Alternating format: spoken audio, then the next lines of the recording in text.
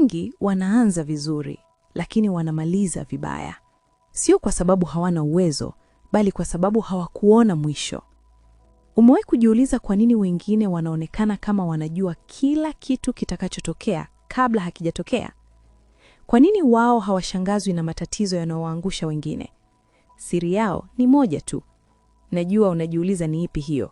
Kaa hapo hapo na usiondoke. Tuifichue siri hii kupitia kitabu cha The 48 Laws of Power cha Robert Greene. Hii ni Sauti ya Kurasa. Karibu.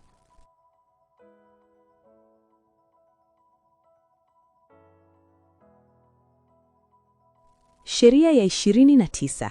Plan all the way to the end. Panga kila kitu mpaka mwisho. Kuna tofauti kubwa sana kati ya mtu anayeshinda kwa bahati na mtu anayeshinda kwa uhakika. Mtu wa bahati anaweza kupata ushindi wa ghafla, lakini mara nyingi hushindwa kuudhibiti au kuhudumisha. Lakini mtu anayeshinda kwa mkakati huwa anaonekana kama anaona mambo kabla hayajatokea. Hii ndiyo nguvu ya sheria ya 29. Panga kila kitu hadi mwisho. Sheria hii si tu kuhusu kupanga hatua ya kwanza au ya pili, bali ni kuhusu kuona safari nzima kabla hujaanza hata kupiga hatua ya kwanza.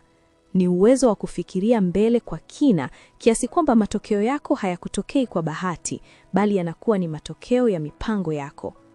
Watu wengi huanza mambo kwa hamasa kubwa sana. Wana mawazo, wana ndoto, wana nguvu ya kuanza, lakini hawakai chini kujiuliza swali muhimu zaidi. Hii itaishia wapi? Na hapo ndipo wanapoanza kujitengenezea matatizo bila kujua. Katika maisha ya kila siku, tunaona hili kila mahali. Mtu anaweza kuanzisha biashara kwa sababu ameona fursa. Anaingia kwa nguvu, anatumia pesa, anaanza kupata wateja. Lakini hakufikiria ushindani utakavyoongezeka, hakupanga mfumo wa kudhibiti fedha, hakujua atafanya nini biashara ikianza kupanuka. Baada ya muda, ile biashara iliyokuwa inaonekana kama mafanikio inaanza kuwa mzigo. Sio kwa sababu wazo lilikuwa baya, bali kwa sababu mwisho haukupangwa tangu mwanzo. Robert Greene anasisitiza kwamba watu wenye nguvu na ushawishi huwa hawachezi mchezo wa leo tu. Wao hucheza mchezo wa kesho kutwa na hata ya miaka ijayo. Wanapochukua hatua, tayari wameona athari zake.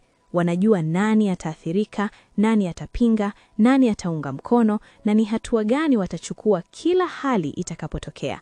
Hii inawapa uwezo wa kudhibiti hali badala ya kushangazwa nayo. Tatizo kubwa la binadamu ni kupenda matokeo ya haraka. Tunavutiwa na ushindi wa papo hapo, tunataka kuona matokeo leo.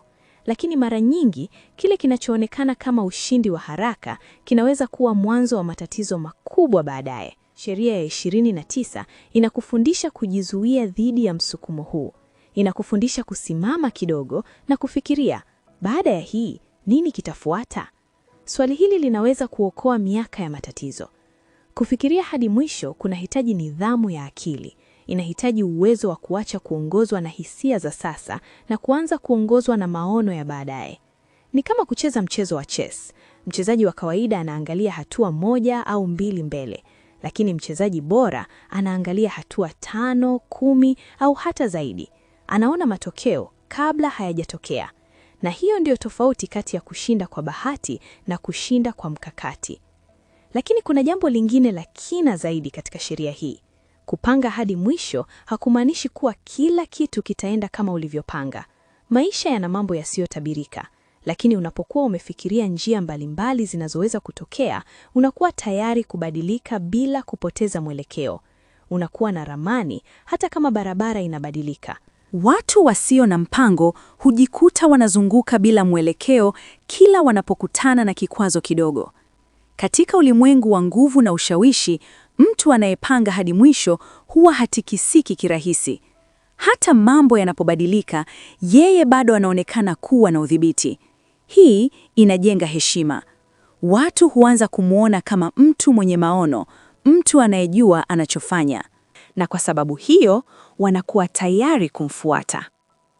Sheria hii pia inakufundisha kuchukua jukumu la matokeo yako. Watu wengi wanaposhindwa, wanalaumu mazingira, watu wengine au bahati mbaya. Lakini ukweli ni kwamba mara nyingi walishindwa kwa sababu hawakufikiria hatua zao hadi mwisho. hawakujitayarisha kwa changamoto zinazokuja. Kufikiria hadi mwisho pia inamaanisha kujua lini uache. Si kila jambo linapaswa kuendelea milele. Kuna nyakati ambapo mkakati wako unafikia kilele chake na kuendelea mbele kunaweza kuanza kuharibu kile ulichokijenga. Hekima ni kujua mwisho wako na kuufikia kwa wakati sahihi kabla mambo hayajaanza kwenda vibaya. Katika maisha ya leo, sheria hii ni muhimu kuliko wakati wowote. Dunia imejaa fursa, lakini pia imejaa hatari. Watu wengi wanaanza mambo bila mkakati wa muda mrefu. Wanaingia kwenye biashara, mahusiano au miradi bila kuona mwisho wake. Na matokeo yake, wanajikuta wamechoka, wamepoteza rasilimali au wamepoteza mwelekeo. Katika ulimwengu wa ushindani, iwe ni kwenye biashara, siasa au mahusiano, wale wanaopanga hadi mwisho ndio wanaobaki wamesimama. Wengine wote ni wasindikizaji wanaopeperushwa na upepo wa matukio. Unapoweka mpango wako wazi akilini mwako kuanzia mwanzo, katikati hadi hatua ya mwisho ya ushindi, unakuwa umeushinda mchezo kabla haujaanza. Siri ni moja tu. Usiruhusu msisimko wa sasa ufunike macho yako yasione mtego wa kesho. Kwa kufanya hivyo, unakuwa Mungu wa hatima yako, ukiyaongoza matukio badala ya kuacha matukio ya kuongoze. Sheria ya 29 ni mwaliko wa kuishi kwa makusudi. Ni kukataa kuwa mtu anayesukumwa na matukio. Ni kuchagua kuwa mtu anayesababisha matukio. Inakufundisha kabla hujaanza safari yoyote, kaa chini na jiulize, nataka kufika wapi? Ni hatua gani nitachukua? Nini kinaweza kunizuia? Na nitafanya nini ikitokea? Kwa sababu, mwisho wa siku, maisha hayaheshimu sana jitihada zako, bali yanaheshimu matokeo yako. Na matokeo hayaji kwa bahati, yanakuja kwa mipango iliyofikiriwa kwa kina. Na katika ulimwengu wa nguvu, yule anayepanga hadi mwisho ndiye anayemiliki mchezo. Kama umeelewa leo kwamba mafanikio si kuanza, bali kumaliza kwa ushindi, basi usiishie tu kusikiliza. Bonyeza like kama unataka kuanza kupanga maisha yako kwa kiwango cha juu. Subscribe kama unataka kujifunza sheria zote 48 za nguvu na ushawishi. Na andika kwenye comment, ninapanga hadi mwisho. Kwa sababu katika ulimwengu wa nguvu, anayekimbia bila mkakati hupotea, lakini anayepanga hadi mwisho ndiye anayeshinda mchezo wote.